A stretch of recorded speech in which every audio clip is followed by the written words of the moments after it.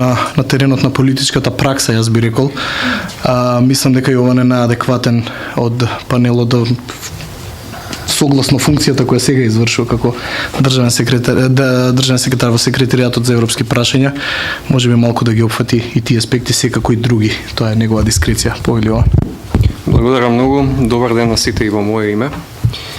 Најнапред да ви се заблагодарам на организаторите на оваа денешна дебата, Фондацијата Конрад Аденауер и Институтот за демократија, но и на останатите се разбира панелисти кои што верувам дека ќе успееме да дадеме еден добар придонес во насока на расветлување на многу дилеми и прашања кои што верувам дека до сега можеби не сме добиле одговор. Она што забележав е дека сите досегашни дискутанти нагласија дека иако доаѓаат од сферата на политиката или пак од теоријата, ги ставаат настрана своите политички определби и говорат често пати во своје име, најверојатно добронамерно, барајќи ги најдобрите решенија за сложените проблеми. Во таа насока ќе се обидам и јас и покрај тоа што функцијата ми налага да се држам до тоа што ми е напишано од страна на службите, да си дадам слобода да бидам малку попрактичен во моето обраќање. Тоа што после многу долго време за прв пат успеавме да седнеме на една иста маса, представници на повеќе политички партии и лица со различни убедување е многу добар сигнал за демократската свест и особено што на ова прашање му пристапуваме на едно повисоко ниво кој што не подразбира само етнички пристап, туку и малку од аспект на национална агенда, дури би рекол и на наднационална агенда.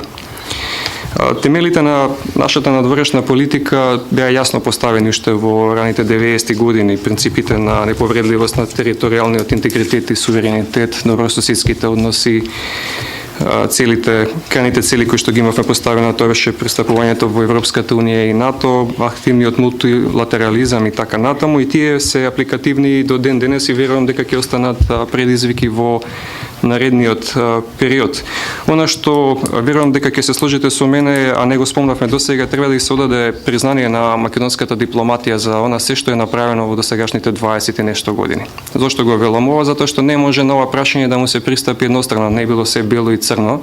И најверојатно оние што биле активни сведоци и чинители во политичките збеднувања уште во раните 90-ти години многу добро знаат низ какви потешкоти поминувале се до моментот на изнаоѓањето на најдобрите решенија. Значи, признанието треба да се одаде на дипломатијата за сите успеси, но и секако за во поново време за изградениот капацитет и на дипломатијата и на нашата држава да се справи да ги консолидира сопствените редови по сите удари кои што ги има претрпено на надворешно политички план. Дека имало успеси не можеме да кажеме дека немало. Значи, да се председава со Генералното собрание на Обединетите нации, да се председава со Комитетот на министри при Советот на Европа и редица на други регионални меѓународни иницијативи е факт кој што одава признание за нашиот ангажман. Меѓутоа, тоа не значи дека се е бајковидно и дека се одвива без никакви проблеми. Знаеме, ако се движиме во рамки на стратешките цели, пристапување на Македонија во Европската унија и НАТО, мораме да кажеме дека тоа представува една константа во надворешната политика која што ќе биде предизвики во третата декада од македонската државност. И покрај финансиските предизвици кои што ги искусува Европската унија, како и проблемите од глобални размери од типот на арапската пролет и конфликтите во Блискиот исток, сепак Европската унија високо на агендата го задржува процесот на проширување. Значи, Хрватска неодамна стана земја членка на Европската унија, Црна Гора неодамна ги започна преговорите и Србија е на прагот да ги започне преговорите, што е јасен сигнал дека за Европската унија процесот на проширување не е затворено поглави. Некојаш дури нашега спомнувам, се дека има комесар за проширување, значи дека приказната не е завршена. Тоа е добар сигнал и за Република Македонија, но не треба да не направи да се чувствуваме комотни дека тоа ќе трае до бесконечност. Беше спомнато за причините поради кои што Република Македонија досега не направила поголеми позначен исчекор во процесот на европска интеграција. Не би сакал да навлегувам, многу ни се јасни причините, но она кон кое што треба да се стремиме и во наредниот период е дека Република Македонија нема друга алтернатива освен да го следи патот кон Европската унија. И сигурен сум дека тој пат ќе биде оној кој што ќе се следи во третата деценија на независноста и за кој што има и консензуална политичка поддршка од сите сериозни политички чинители. Кога говориме за Европската унија, не можеме да не ги спомнеме соседите. Според мене единствена причина поради која што Република Македонија не е во понапредна фаза во процесот на европска интеграција е блокадата од страна на Грција во поново време од Бугарија. Тоа не значи дека на патот на Европската унија нема уште што многу да се направи, но мораме да се согласиме дека Република Македонија во оваа фаза е спремна за преговори, што не значи дека е спремна и да стане членка на Европската унија. Има уште многу домашна работа на тој план. Кон нас на соседите 2 децении веќе наназад, а и верувам дека и во наредниот период ќе бидеме сведоци на чувството на патернализам кој што го гајат соседите кон Република Македонија и кој што навистина ќе биде голем предизвик за нас. Тие се водат од принципот што е мое, а што е твое ќе преговараме. И тоа досега е неколку пати потврдено, значи не е станува збор само по однос на Грција, туку и по однос на другите соседи, меѓутоа нашиот одговор треба да биде во насока на градење на доверба, не отстапување од принципот на добро соседство и пред се стекнување на пријателство. Она кое што најверојатно соседите малку потешко го прифаќаат, меѓутоа за нас верувам дека е единствениот излез од оваа состојба. Не може да не се спомне спорот со Грција. Иако ќе се обидам многу кратко да се ослонам на ова прашање, сметам дека е прашање кое што треба да се реши што поскоро. Но не на штета на почитување на демократските принципи, човековите права и на меѓународното право. И на претходниот панел беше спомнато значењето на волјата за доаѓање до решение. Наместо да спорам околу тоа дали е така или не е така, ќе се обидам преку еден практичен пример да ја докажам оваа хипотеза. Македонија и Косово во моментот на прогласување на независноста на Косово отворија едно важно прашање во меѓусебните односи, а тоа беше демаркацијата на границата. Со добра волја, но со многу проблеми, повторно ќе кажам со добра волја, двете држави во релативно краток период успеа да го решат ова прашање. Зошто? Затоа што на Косово му беше потребен легитимитетот за државност, а знаеме дека без дефинирано прашање по однос на границата не можеше да декларира таква позиција, а за нас се разбира беше важно ова прашање и од натрешно политички, но и од надворешно политички аспект.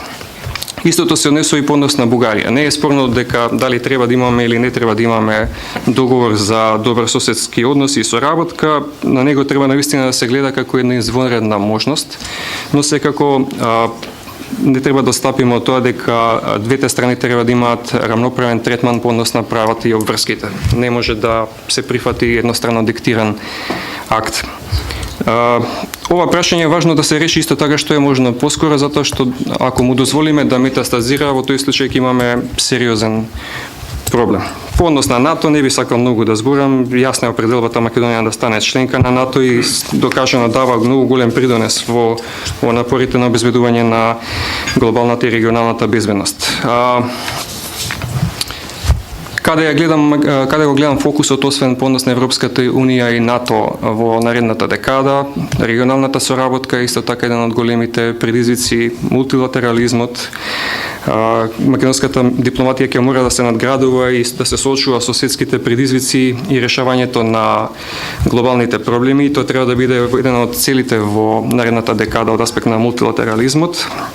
Посебен значаен дел во надворешната политика треба да посветиме и на македонското национално малцинство, односно на збогатување на комуникацијата и соработката и содржините со припадниците на македонското национално малцинство во соседните држави и во диаспората, кој што сметам дека Република Македонија има и природна обврска да води сметка за заштита на интересите и правата на македонците во соседните земји и во диаспората.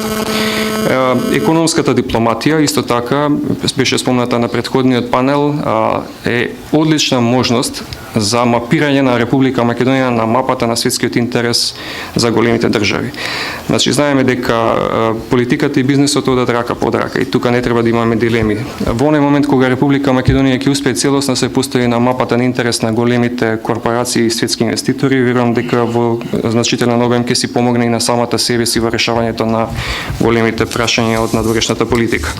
И нешто што не беше спомнато досега, како идеја би сакал да го споделам со вас, тоа е прашањето на енергетска дипломатија, нешто што можеби за кај нас уште не постои свесност како за проблем кој што веќе се шири во европски рамки. Македонија треба да си постави за крајна цел да се позиционира како раскрсница на светските енергетски коридори и да постигне што е можно поголем степен на енергетска сигурност и независност. За ова прашање дури може да се организира и посебна дебата и навистина барам доста време за елаборација. И како финална цел, која што не, иако ја кажам последна, не е малку